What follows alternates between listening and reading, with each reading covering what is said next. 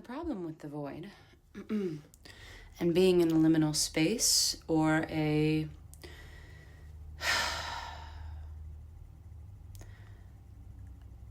in between what has been and what will be, because truly you're timeless here, right? So all things exist at all times, right? Because we are vast and we are everything. But underneath the great clock, timelines are 100% real. There is a linearity, which is actually, weirdly, more like a circle or a cycle or a wheel, the wheel of time, right? So it's like a paradox. You are existing, let's say, you just broke up with someone or someone broke up with you. In that, there is an entire timeline, story. There is an identity. There are like 1,000 infinite imprinted memories that are existing within the container of the story. And then the greater story holds like infinite little stories, right? And it was all wrapped up around the definition of the identity being in relationship. Of this is, right, I identify as so-and-so's wife, right? And so all of the sudden, because like that's the thing too, is that in the identifying, we energetically anchor in to the reality, the timeline, right? And so that keeps us safe. And this is also the problem too, is like human beings, they're not meant to ground. They're not meant to ground to anything other than the earth, other than truth, other than what is stable and eternally filling, sourceful, bountiful, the well spring that keeps giving. Now, when we ground into extraction, that means something outside of ourselves. When we ground into a shaky foundation, so any type of foundation of identity will be shaky because identity is always in flux, because just like everything else around, right? If you look outside, always, like if you're curious and you want to have relational reflections, just like, and you want to know truth, fucking observe, witness your environment. Everything is always living, always. Okay, so always living, always moving, always changing, even to like the most microscopic point. Now, in this grounding to the identity of something that it is never going to stay one thing, even if you were to stay in this relationship, in this story, it's going to evolve, right? Is going to land you in turbulence. It's not going to keep you safe, right? And so when we choose to dive off the cliff of death, when we choose to take the identity, the story, the thing in which we found our safety, and we implode it or no longer identify with it, and we are brave enough, because this is honestly such a powerful thing to do. This can be like, if you look at what people go through, their turnings, right? My fucking wise sage teacher, Shanti, who I love, she calls these things turnings. And so when we go through these turnings, this is like one of the most like incredible ways to fucking expedite your growth, right? So when we let go of the past, as I said in the beginning, here we are. We are existing between what was and what will be. We enter into the void, the mother's womb, the darkness of unbecoming, the unknown. And that fucking terrifies people.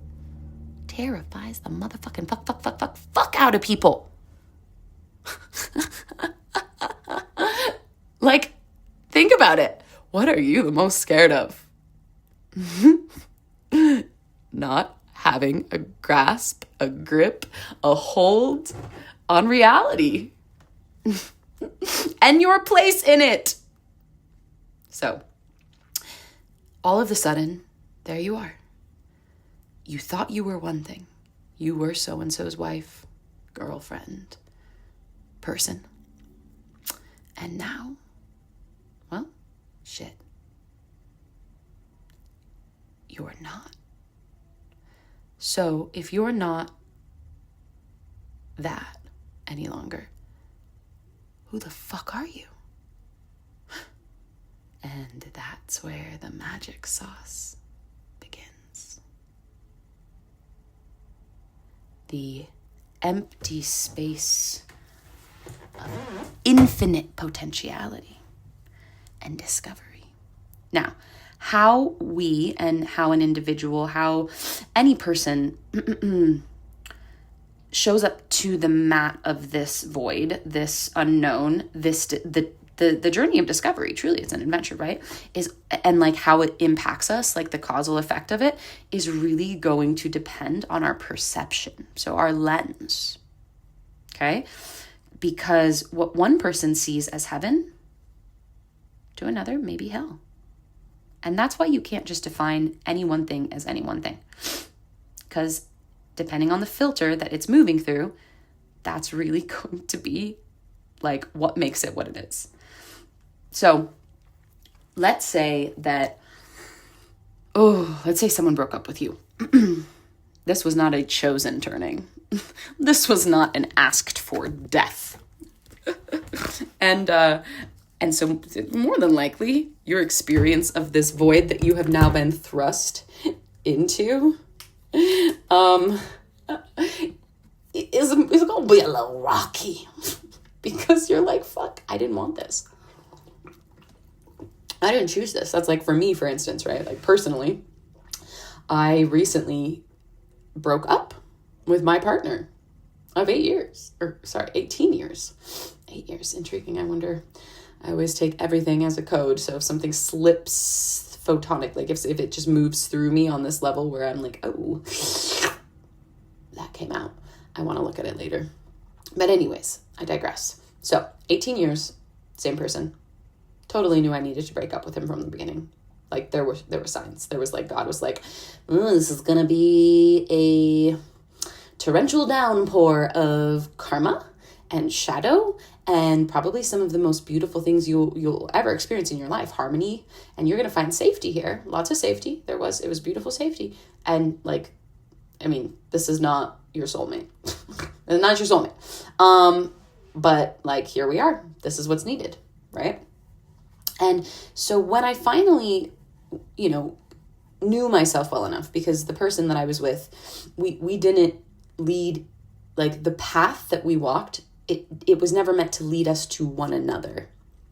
It was meant to lead us back to ourselves. And when I finally walked that path, to whatever degree I could, right? Because you're never really done walking the path back to self. When I finally walked that path back to myself, I am...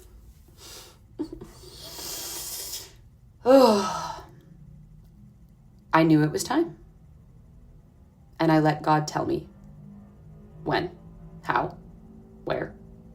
And I listened and I obeyed. Because side quest, obeying God is actually a deep code. Being willing, deep code. Anyways, so my void, my unbecoming was chosen. And in that, I do feel a lot more sovereignty here, though all voids are going to have their chaos. Now, imagine you weren't me. Someone broke up with you. And here you are, just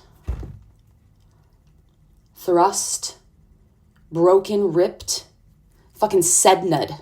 Okay, I don't know how many of you guys truly, like, follow astrology, like where my astrology nerds be at.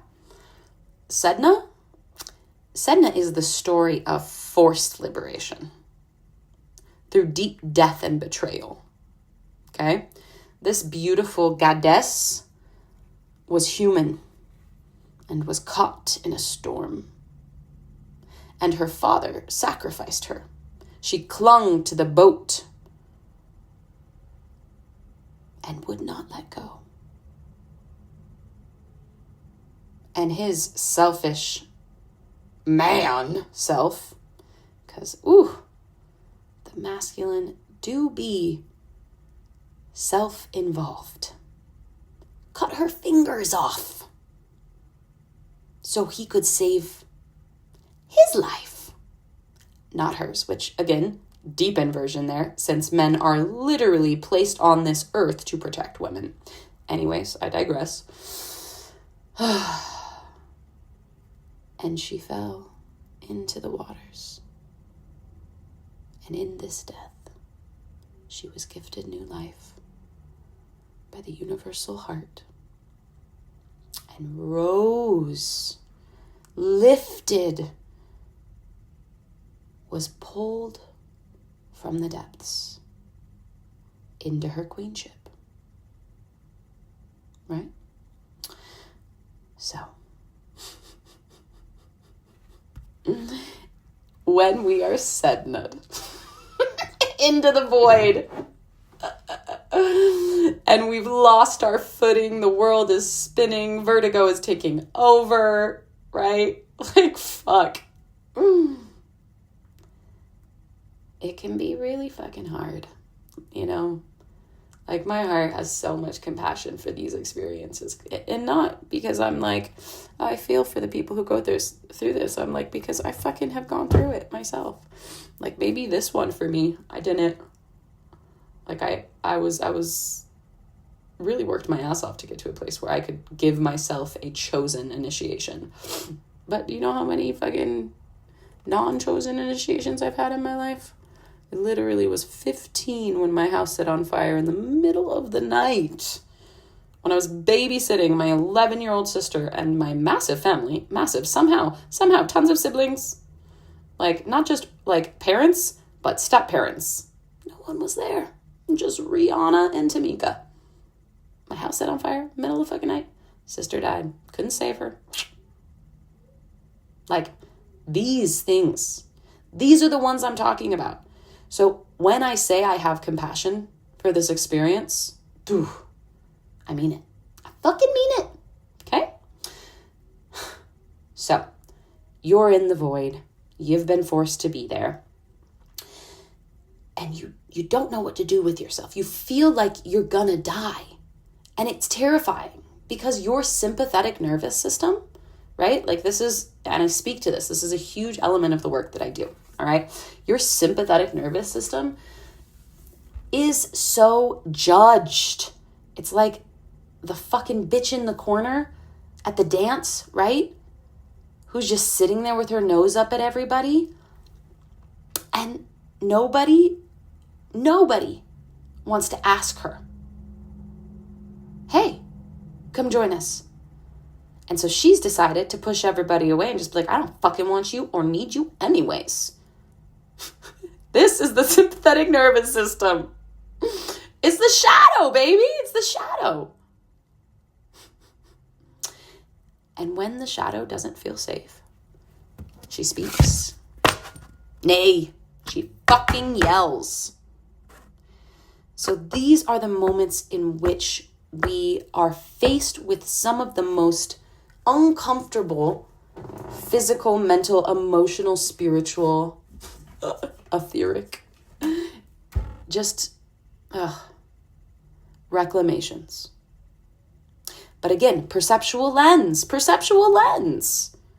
because it's a gift. This is a gift. This liminal space, this, straddling both worlds, this, I don't know who I was, and I don't know who I am or will be, is a gift. This is the seed in winter, right? Which is necessary to be able to burst forth in spring. So this is why I say resistance is actually, like, that's the enemy. Which, again, it's not. It also has, right? Like, it also has codes. right? It's also an experience. The shadow resisting pain and death, very natural and normal, because the shadow, the sympathetic nervous system, the aspect of the body, the physicality has died, right? Like when I speak to eternity and multidimensionality, obviously I'm speaking to timelessness. So parallel lives, the shadow has lived them all and remembers them. But the shadow remembers them without like mental cognizance. So it doesn't know what's real. It just knows that it has felt pain, it has been abandoned, it has been betrayed. And so of course it wants to resist. Of course it wants to resist. You know? And so there's like, you have to have compassion. You have to have so much compassion for this. Okay?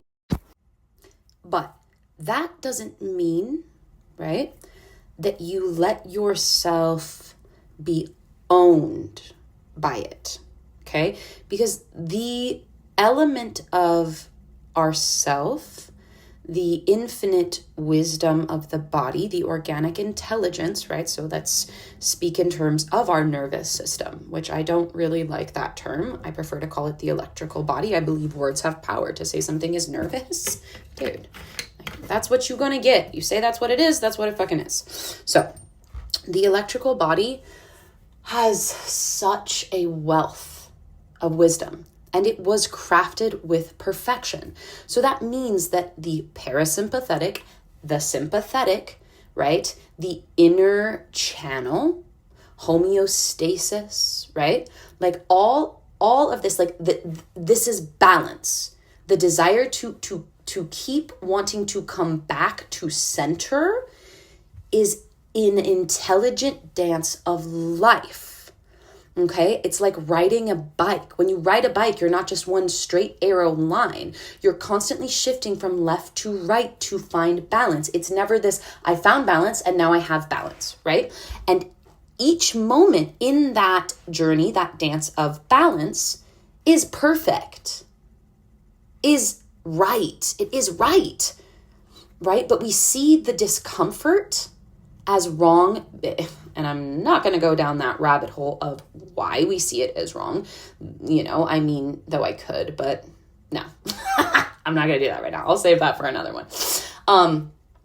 But the judgment, the idea that there is a right way, a wrong way, that when we feel anxiety, pain, fear, when the body speaks, oh my God, ow, this is wrong. Judgment, fear, right? So we actually cut off the channel. We cut off the sympathetic nervous system. We cut off the information. We cut off the organic intelligence that's trying to communicate to us. We resist. And so we get stuck. And now this is where the void becomes just like, yeah, some people can get stuck here for so long. And it sucks because like it really is, like I said, these turnings, these experiences, what has gifted us the portal into the void, like, oh, there's so much goodness that can be found here. But we don't want to stay. We want to get to the other side. Right? Like that's the desire. That is the little I self going, this sucks. This is hard. I don't like not knowing. I don't like uncertainty. I don't like, oh, okay, what was me is gone. What will I be? Future, leave the body, right? And so we try to jump ahead. We try to bypass the experience. We're missing out on the information that already exists within us. The answers, as I said, organically crafted, perfect, already whole. So whatever comes up, if you drop the judgment and you listen, will have exactly what you need within it. Boom, the bounty, the meal, the medicine. But we don't take it in, which is, there's a reason we don't. We weren't taught to. So, this is the problem, as I said in the beginning. This is the problem with the void. And this is the problem with how we experience it. We think in the midst of this divine unbecoming and recalibration, realignment with self and truth, and the upgrade, the evolution of this experience, the turning that wants to take place, that is natural, we try to fast forward. And in that, right, let's talk even of like the spiritual saga, like the all of us, the right?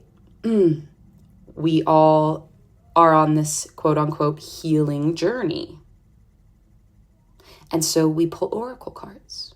We seek psychic mediums. We join containers. We go to retreats. We get a yoga license in Bali. Right? We say, tell me. We look outside of ourselves. Tell me who I'm supposed to be. Tell me what I'm gonna become. You outside of me. You over there. You tell me. We pour on more noise, which is just such a travesty, because it's actually in the denoising, the decluttering, the silence and the stillness that we hear what we actually need. And let's say, for instance, we do get an answer that makes sense. Because again, please, like, really hear me. I'm not actually saying that this is like bad or wrong. Again, like, I'm not saying like everything is under the umbrella of God. That means that everything that does happen, even like the walking ourselves in circles, banging ourselves up against the brick wall, there's medicine there too, right? And so let's say that, like, all right, we see an oracle, right? Like, so let's say you book with me. Well, actually, no. I would never pretend to know a person's truth in my readings. So let's say you book with like an old school practitioner, and hey, no judgment here, right? Who's like kind of stuck in like there's a right way, a wrong way, karma is bad, like, and they believe that they can tell you the future, which is crazy because infinite timelines collapsing and fucking being reformed in all moments. So no one can actually tell the future. All right. So you show up at this doorstep, or you probably do it remote. Most things are remote these days. And you get some answers, right? Again, all codes. So you attach to the answers, because this is what we do. Oh my God, yes, you're right. That was what it was. Oh my God, you see me. That was what it was. He didn't validate me. He was a narcissist. This was never meant to happen to me. Oh, wow. All right. Thank you for the answers. And now you're telling me that I'm going to meet my dream person, and I'm going to sail off into the sunset, and this dream person's going to have blue eyes and blonde hair. So, boom. You're still in the midst of your portal in the void. And now you've been given a teeny little lifeboat. It's like a fucking piece of driftwood, but it's a lifeboat. And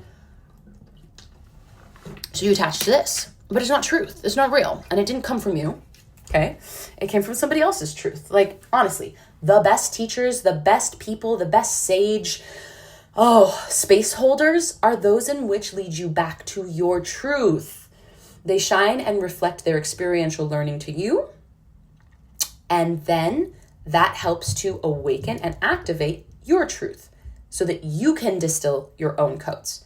Okay. They will never, like, it is a red flag if you go to anyone who tells you that their truth is the only truth and you should walk that path. But I digress. So you're holding onto this piece of driftwood, and now you are filtering your experience in the void through that. You've closed off your channels.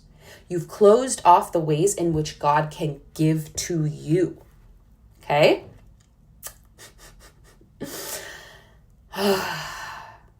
And so you not only have already been stuck in the void, okay, but now you've concretized. You have calcified. You have dug your heels in.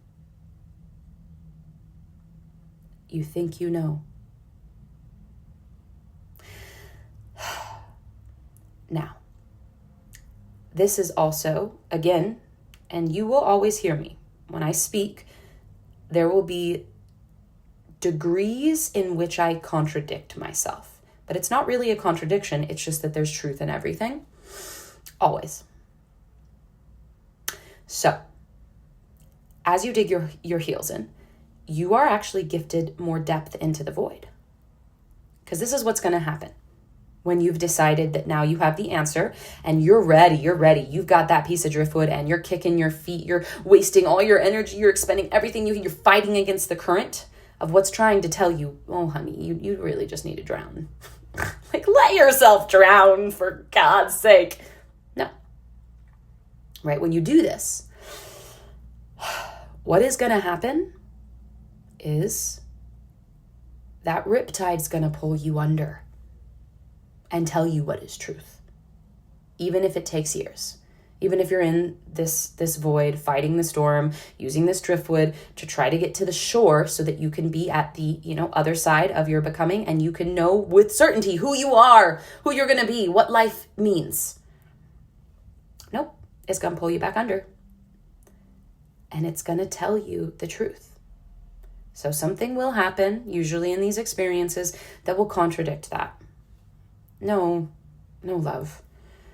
It's not William with the blonde hair and blue eyes. No. Your ex wasn't a narcissist. You just didn't believe you mattered. And so what you drew into your life was a reflection of that person looking at you and saying, you don't matter. Right? Like, those codes, that truth will find its way to you. And maybe it won't feel so good because you've attached to this piece of driftwood, right? So again, resistance is the enemy. You just caused yourself so much more pain, so much more unnecessary pain than just, boom, you were this person. Now you're not. But you don't know who you are yet. Sit in it. Boom, sit in it. Let it speak to you. Let it move through you like a child does. Let it flow through you like the water. You let that happen. Oh my God, the void doesn't last that long then. Boom, you're on the other side. No, you just spent years. You just spent years there now. Okay? So.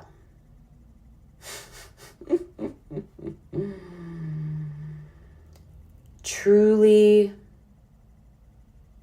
if we would like life to be more smooth, if we would like to plant our feet firmly on the other side, on the shore, reach the paradise, the reservoir of relief, the aha moment, best practice is going to be surrender.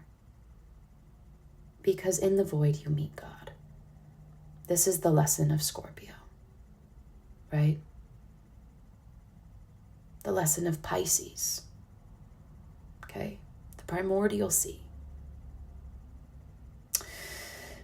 So many of us have been taught that God is love and light. No. I mean, yes. God is all things. And when you are cast into the darkness, God's voice will be very loud. Because that silence that happens in the darkness, that stillness, if you don't start to scream and create a cacophony of external unnecessary noise, and you let the discomfort of the silence permeate you, it will stop becoming silence and it will start becoming God. So, if you do this that way specifically, and you are gifted not a piece of driftwood, but a motherfucking yacht to carry you to the other side, because God is a yacht.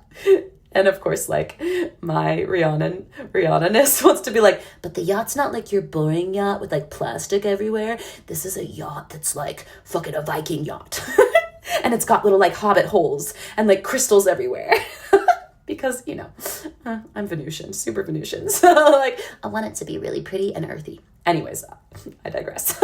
So you're gifted this like Venusian wood boat of like perfection and witchy craftedness.